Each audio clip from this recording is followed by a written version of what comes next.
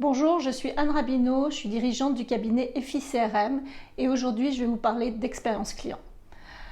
Alors toutes les entreprises, toutes les marques, tous les sites internet disent qu'ils sont centrés sur le client. Sauf que quand on pose la question au client, ce n'est pas toujours ce qu'ils ressentent.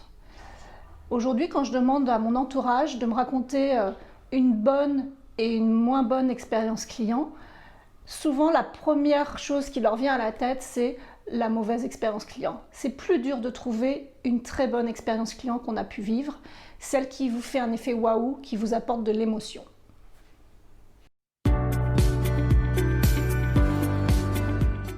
Alors la relation client, c'est tous les contacts qu'il y a entre les clients et le service client par exemple ou le service commercial. L'expérience client, ça va impliquer tous les services de l'entreprise et chacun à son niveau peut contribuer à faire vivre une bonne, une très bonne ou une mauvaise expérience client. Je vais donner un exemple. Quand je pars en voyage, je vais appeler mon agence de voyage pour avoir des renseignements. Ça, c'est de la relation client. Par contre, quand je vais arriver à l'hôtel et que gentiment la réceptionniste va me proposer une boisson fraîche ou un café, ça, c'est de l'expérience client.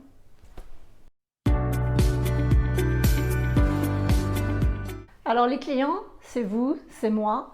Et nous attendons tous de vivre de bonnes expériences clients. Alors concrètement, ça veut dire qu'aujourd'hui, dans notre cadre professionnel et personnel, on a des interactions avec des marques. Et on souhaite que l'ensemble de ces marques s'alignent sur celles qui nous enchantent. Alors, dans la vie, ça veut dire qu'on n'a plus envie de faire d'efforts pour savoir où en est la livraison de notre produit. On souhaite recevoir automatiquement un mail ou un SMS pour pouvoir suivre la livraison. Ça veut aussi dire qu'on souhaite avoir des offres personnalisées. Alors personnaliser, ça ne veut pas dire mettre mon prénom dans un email dans la formule de politesse. Ça veut dire aussi recevoir une offre qui est adaptée à mon profil de client. Ça veut dire recevoir des propositions de services ou de produits complémentaires qui correspondent à mon besoin. Donc dans l'ensemble, les clients aujourd'hui, ils ne souhaitent faire aucun effort, ils ne veulent pas attendre et ils ne veulent pas répéter l'histoire si jamais ils ont besoin de recontacter un service client.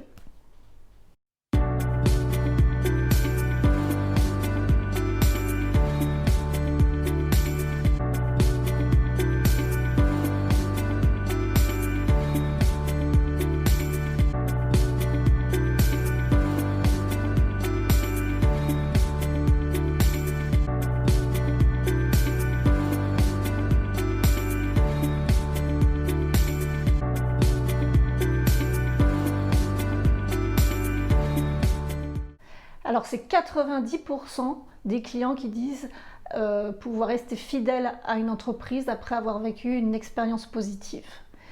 Aujourd'hui, dans cette expérience, tout le monde est gagnant. Il y a évidemment les collaborateurs qui ont un cœur de satisfaire les clients et qui vont trouver plus d'intérêt à aller au-delà des attentes de base du client. Il y a les clients évidemment eux-mêmes qui sont satisfaits et qui vont donc être plus fidèles à la marque. Et puis enfin, il y a les entreprises qui vont trouver là une source de rémunération complémentaire, puisqu'aujourd'hui, les entreprises qui sont tournées vers les clients sont 60% plus rentables que celles qui ne le sont pas.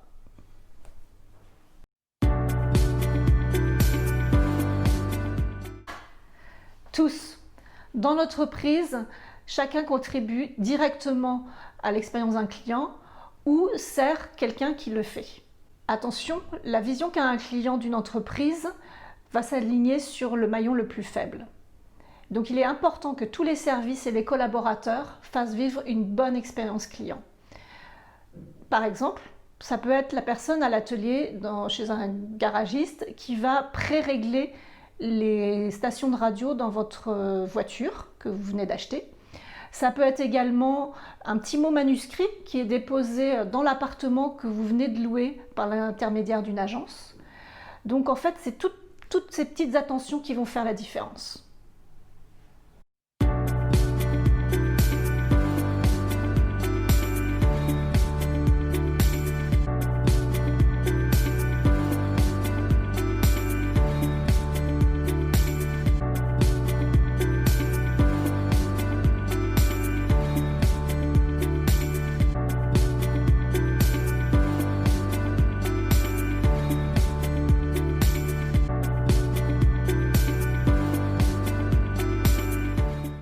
Alors c'est 53%. Ça veut dire que plus d'un client sur deux pense qu'on lui demande son avis pour rien en faire.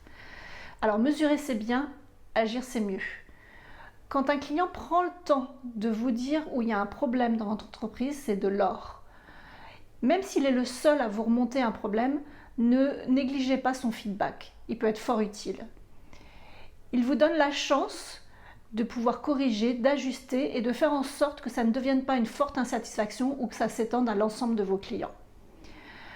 Alors concrètement, appelez-le, parlez-en, voyez si on peut encore rattraper le coup si c'est possible et puis demandez-vous surtout ce qui aurait pu être fait pour que ça soit évité et apporter les modifications nécessaires.